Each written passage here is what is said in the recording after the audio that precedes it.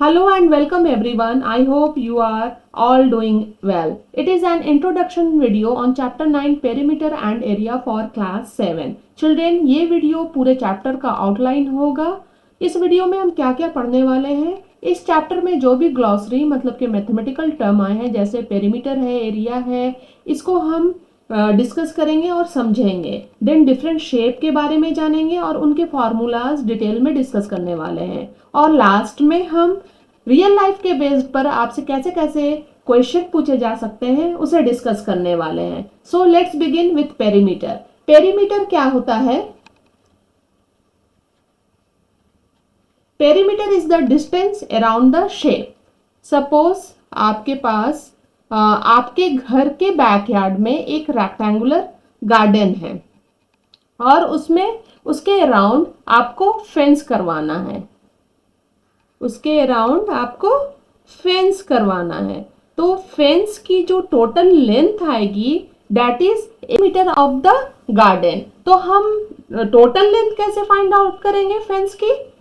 तो इस गार्डन की कितने साइड्स हैं? 1, 2, 3 एंड 4। जब हम सारे साइड्स की लेंथ को ऐड कर देते हैं तब हमें किसी भी शेप का पेरीमीटर मिल जाता है। सो in other words we can say that sum of length of all sides or edges is known as perimeter.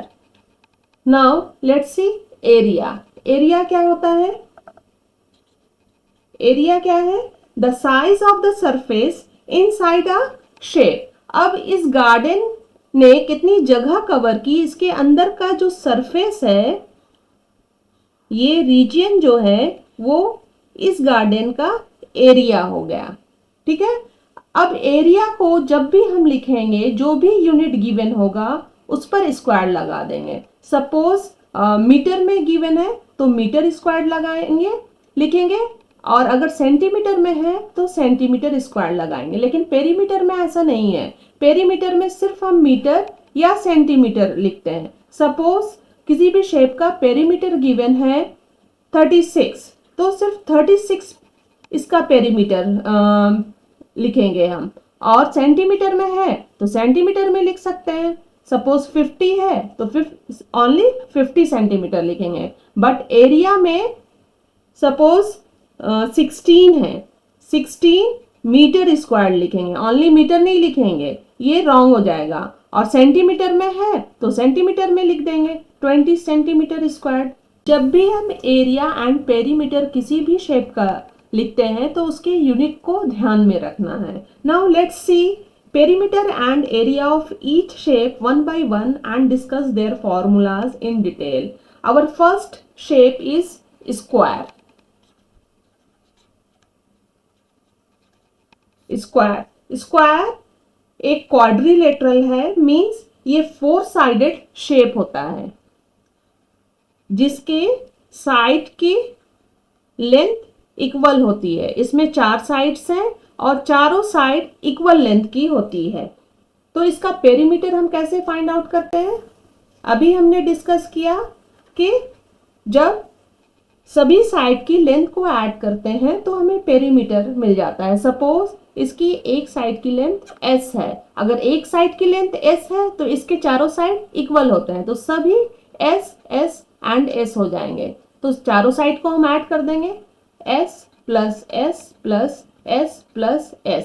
s stands for side.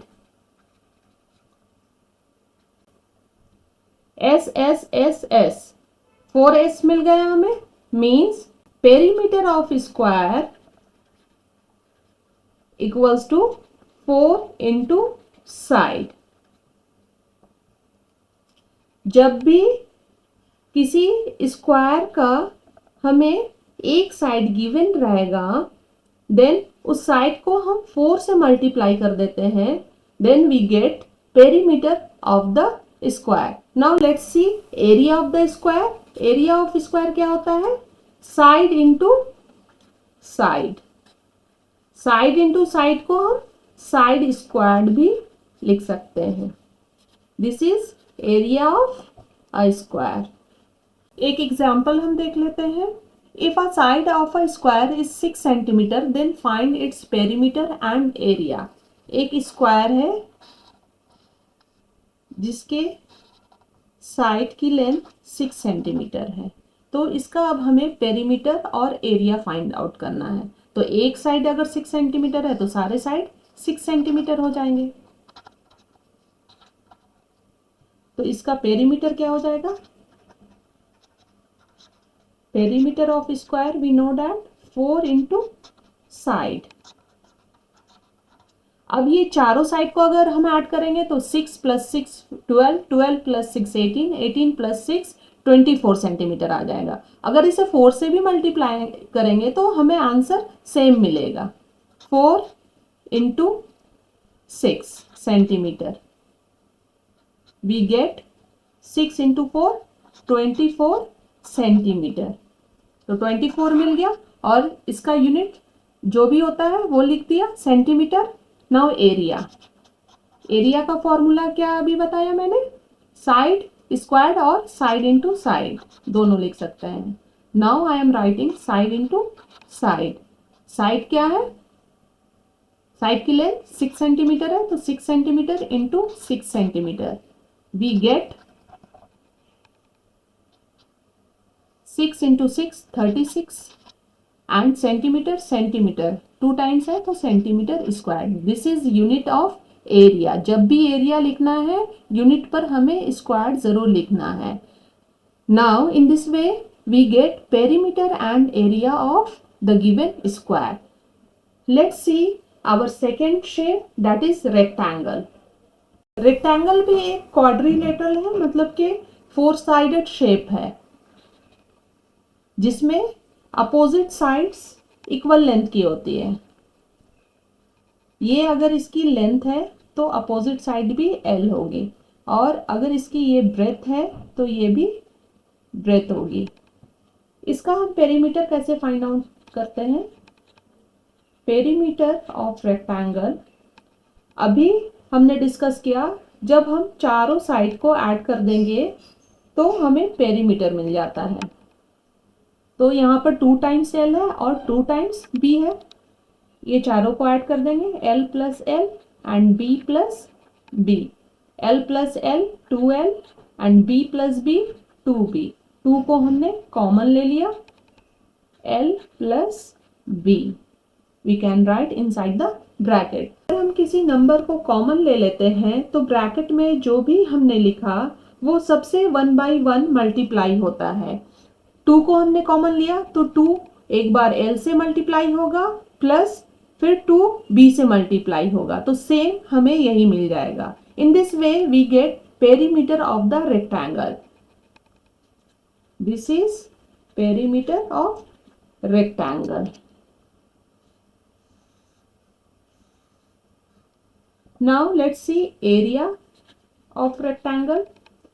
Area rectangle का लेंथ इंटू ब्रेथ होता है। This is area of rectangle. Suppose किसी rectangle का length और breadth given है। Length suppose 4 centimetre है and breadth 3 centimetre है। तो इसका एरिया और पेरीमीटर कैसे फाइंड आउट करेंगे? पेरीमीटर हम कैसे फाइंड आउट करेंगे? पेरीमीटर अभी हमने फॉर्मूला देखा 2 multiplied by L plus B होता है। तो 2 मल्टीप्लाइड बाई L क्या है? 4 सेंटीमीटर एंड B क्या है? 3 centimetre. 2 multiplied by 4 plus 3 7 centimeter and 2 into 7 we will get 14 centimeter is the perimeter of the given rectangle. Let's find out area. Area का क्या formula होता है? Of a rectangle L into B, length into breadth. Length क्या given है? 4 centimeter and breadth क्या है? 3 centimeter.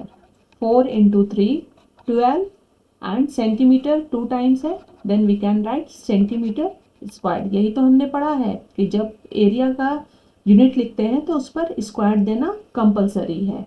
Now let's see another shape that is parallelogram. Parallelogram का shape कुछ इस तरह का होता है, जिसके opposite sides equal and parallel होते हैं। इसका एरिया होता है बेस इनटू हाइट। अब इसमें बेस कौन सा है, इसके किसी भी साइड को हम बेस चूज कर सकते हैं। और हाइट, जब बेस पर एक परपेंडिकुलर ड्रॉ करते हैं फ्रॉम इट्स अपोजिट वर्टेक्स, इसका अपोजिट वर्टेक्स कौन सा हो गया, ये हो गया। इस पर एक परपेंडिकुलर मतलब एक स्ट्रेट लाइन ड्रॉ किया तो ये इसकी हाइट हो गई, ये इसकी हाइट हो गई। तो इस तरह हम इस फॉर्मूला से पैरेललोग्राम का एरिया फाइंड आउट कर सकते हैं। एक और हम पैरेललोग्राम ड्रॉ कर रहे हैं। इस पैरेललोग्राम में हम इस साइड को बेस सपोज कर रहे हैं, तो इसकी हाइट कैसे हम ड्रॉ करेंगे। अब इस साइड का अपोजिट वर्टेक्स कौन सा हो गया, ये हो गया, चाहे ये हो गया, तो ऐसे हम ड्रॉ कर सकते हैं। ये लाइन स्ट्रेट मेरी बनी नहीं, ये स्ट्रेट लाइन होनी चाहिए। तो ये इसकी हाइट हो गई और यहाँ पर बेस हो गया। Now let's C next shape, that is triangle.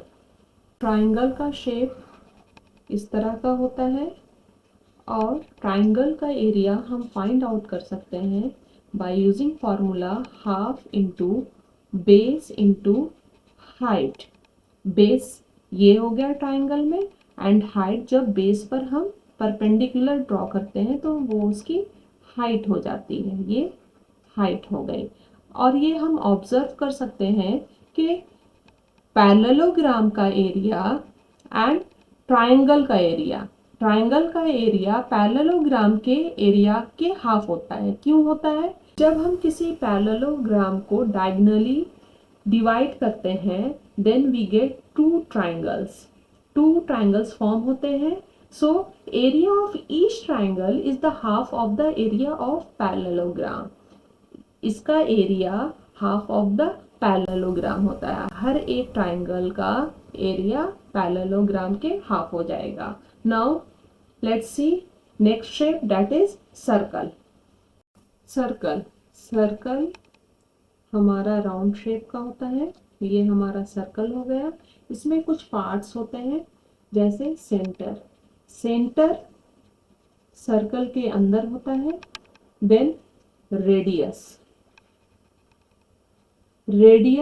is the distance from center to any point on the circumference of the circle।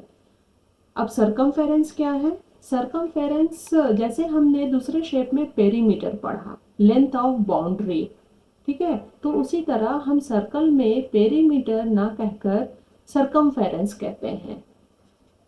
और circumference कैसे फाइंड आउट करेंगे, circumference ऑफ द सर्कल होता है formula 2 pi r, where r is the radius of the circle।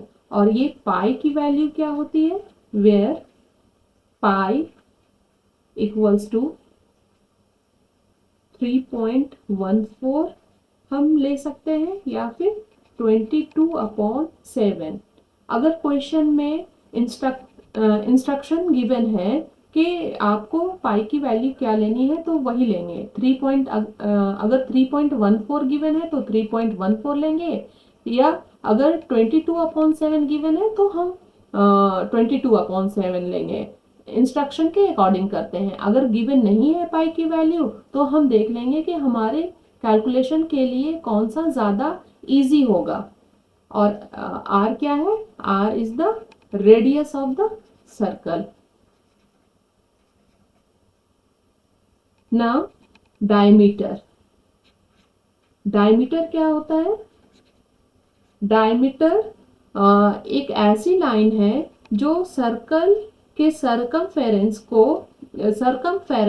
के दो point को आपस में ज्वाइन करती है, और ये डायमीटर सेंटर से होकर पास करती है।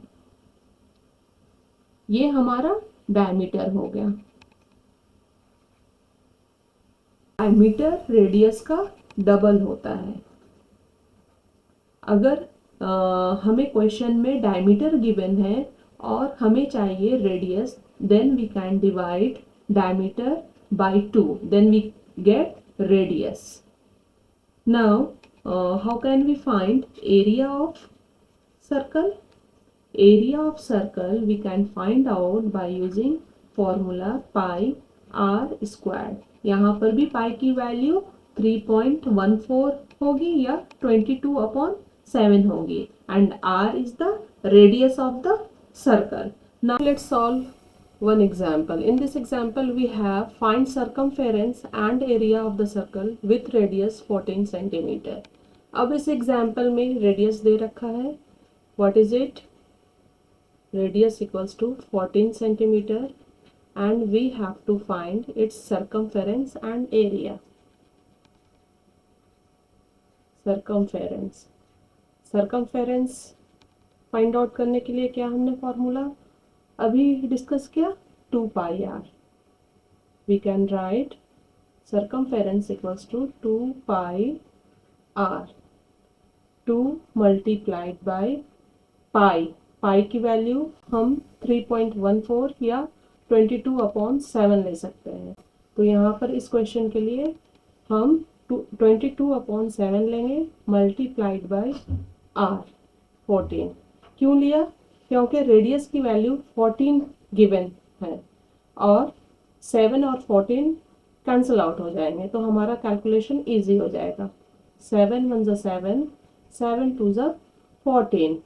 We get 2 into 22 into 2. 2 into 22 we will get 44 and 44 multiplied by 2 centimeter. 44 into 2 we get 88 centimeter. और यही यूनिट होता है सर्कमफेरेंस या पेरीमीटर का. सिर्फ जो यूनिट है वही लिख देते हैं. Now let's find out area. Area का फॉर्मूला हमने डिस्कस किया था पाई आर स्क्वायर. तो पाई की वैल्यू यहाँ भी हम 22/7 लेंगे मल्टीप्लाइड बाई आर स्क्वायर. आर की जगह पर 14 पुट करेंगे. 14 स्क्वायर 22/7 multiplied by 14 into 14. 7 1 7, 7 2 14. हमारे पास क्या रह गया 22 और ये 14 सेंटीमीटर स्क्वायर्ड हो जाएगा. यहाँ पर यूनिट 14 सेंटीमीटर का स्क्वायर्ड, तो सेंटीमीटर स्क्वायर्ड हो जाएगा. 22 multiplied by 2 multiplied by 14 centimeter squared. 22 into 2 44 multiplied by 14 centimeter squared. Now multiply 14 and 44. What will we get? 44 multiplied by 14. 4 4s are 16, 4 4s are 16 plus 1 17. 1 into 4 4, 1 into 4 4. 6, 7 plus 4 11, 4 plus 1 5, 5 plus 1 6. We get 616 centimeter squared. अब area का unit यहाँ पर centimetre square देना है. यही तो हमने पढ़ा था कि एरिया का यूनिट जब भी लिखेंगे वो किसी भी शेप का एरिया हो यूनिट पर स्क्वायर देना है. Our next shape is semi circle. Semi circle क्या होता है? सेमी सर्कल का मतलब होता है हाफ सर्कल. सपोज ये एक सर्कल है, ये इसका सेंटर है. जब एक हम डायमीटर ड्रॉ करेंगे तो ये सर्कल 2 इक्वल पार्ट में डिवाइड हो जाएगा and each part is known as semi circle, means half circle. ऐसा कुछ हमें मिलेगा. तो अब इसका पेरीमीटर और एरिया कैसे फाइंड आउट करेंगे? अब सेमी सर्कल ये हो गया तो इसका पेरीमीटर कहेंगे, सर्कमफेरेंस नहीं कहेंगे. तो पेरीमीटर क्या हो जाएगा इसका? Each part is known as semi circle. और पेरीमीटर में क्या है, ये हाफ सर्कल है और प्लस डायमीटर है। तो सेमी फुल सर्कल का सरकमफेरेंस क्या होता है, 2πr। और चूंकि ये हाफ है तो 2 से डिवाइड कर देंगे, प्लस डायमीटर है, d लिखेंगे। 2 कैंसिल आउट हो जाएगा, हमारे पास क्या रहेगा, πr plus d। It is only perimeter of semi circle. Now let's see area of semi circle. Since we know that area of full circle is πr²।